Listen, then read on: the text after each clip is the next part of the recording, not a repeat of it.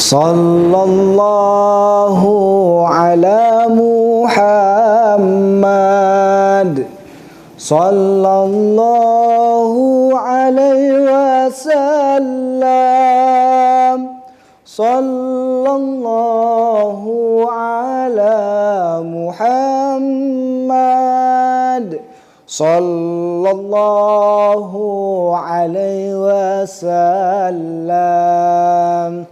Assalamualaikum warahmatullahi wabarakatuh. Alhamdulillahilladzi arsala rasulahu mubasysyiran wa mundiran wa da'iyan ilallahi ta'ala biidnihi wa sirajan munira.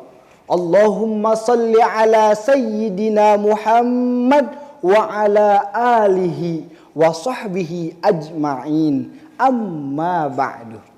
Dewan juri yang saya hormati, dulur-dulur sedanten, sahabat aksi as'adakumullah, seluruh umat manusia yang ada di muka bumi ini, apa sih yang diharapkan oleh mereka?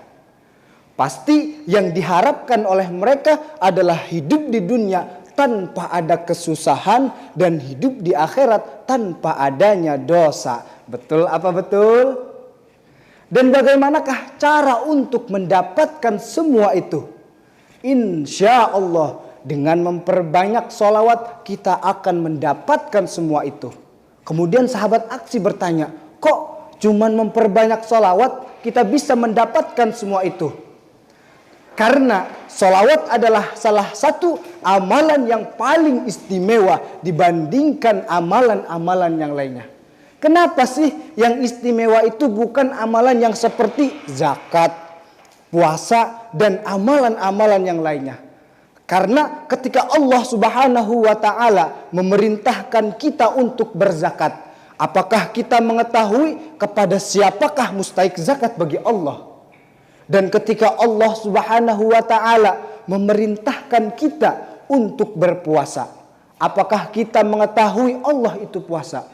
Wallahu a'lam, hanya Allah yang mengetahui semua itu. Akan tetapi ketika Allah Subhanahu wa ta'ala memerintahkan kita untuk bersolawat pada Nabi, Allah adalah zat yang pertama melantunkan solawat kepada Nabi Muhammad sallallahu alaihi wasallam. Sebab telah dijelaskan di dalam Al-Quran surat Al-Ahzab ayat 56. Bismillahirrahmanirrahim. Innallaha wa malaikatahu yusalluna 'alan nabi. Ya ayyuhalladzina amanu sallu 'alaihi wa sallimu taslima. Di balik ayat ini menjelaskan bahwasanya sesungguhnya Allah dan para malaikat bersolawat untuk Nabi Muhammad. Dan Allah Subhanahu wa ta'ala memerintahkan orang-orang yang beriman untuk bersolawat kepadanya dengan penuh penghormatan. Dan saya mengutip dari ayat di atas bahwasanya di dalam solawat itu terbagi menjadi 3. Yang pertama solawat dari Allah yang disebut adalah rahmat. Dan yang kedua adalah sholawat dari malaikat yang disebut istighfar. Dan yang terakhir adalah sholawat dari orang-orang yang beriman yang disebut doa. Dan ketika kita melantunkan sholawat, meskipun hanya 1 kali saja, maka Allah akan memberikan 10 rahmat. An Abi Hurairah anna Rasulullah sallallahu alaihi wasallam qala, man shalla alayya wahidan sallallahu ashran. Barang siapa yang bersolawat kepadaku, kata Rasulullah Sallallahu Alaihi Wasallam, meskipun hanya 1 kali saja, maka Allah akan memberikan 10 rahmat. Maka bersolawatlah dengan penuh penghormatan, dengan penuh rasa cinta, sambil mengingat kisah-kisah yang dahulu pernah memperjuangkan umat Islam. Hadirin, dulur-dulur sedanten, sahabat aksi as'adakumullah. Jika di antara kita mempunyai masalah yang besar maupun yang kecil, Dan ketika kita mempunyai keinginan, hajat kita yang begitu besar apa yang kita inginkan, maka perbanyaklah sholawat. Kita akan mendapatkan semua itu dan Allah akan segera mengabulkannya. Serta kita akan mendapatkan syafaat darinya.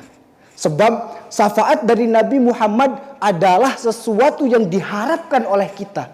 Bukan hanya umat Islam saja, akan tetapi seluruh umat manusia yang mengharapkan syafaat dari beliau.